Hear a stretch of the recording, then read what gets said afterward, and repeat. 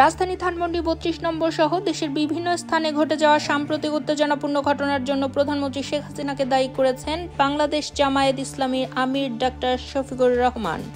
বুধবার রাত 12:15টার দিকে নিজের ভেরিফাইড ফেসবুক পেজে দেওয়া এক স্ট্যাটাসে তিনি এ মন্তব্য করেন। ফেসবুক স্ট্যাটাসে জামায়াত আমির বলেন, সার্বিক পরিস্থিতির জন্য পালিয়ে যাওয়া ফ্যাসিস্ট শেখ হাসিনার উস্কানি মূলত দায়ী। মনে রাখতে হবে, শেখ হাসিনা কখনোই বাংলাদেশের মানুষকে অন্তরে ধারণ করে না, এটি তার ঘৃণিত স্বভাব।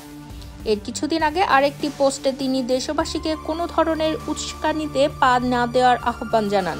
তিনি লেখেন, বাংলাদেশের দেশপ্রেমিক ও দায়িত্বশীল নাগরিকদের প্রতি আহ্বান, কোনো উস্কানিতে পা দেবেন না, ধৈর্য ধরুন এবং প্রিয় দেশকে ভালোবাসার নমুনা প্রদর্শন করুন। প্রসঙ্গত, দেশের বিভিন্ন স্থানে সংঘর্ষ ও ভাঙচুরের ঘটনা নিয়ে রাজনৈতিক অঙ্গনে উত্তেজনা বিরাজ করছে। সরকার বিরোধী বিভিন্ন দল পরিস্থিতির জন্য ক্ষমতাসীন দলের ভূমিকার সমালোচনা করছে।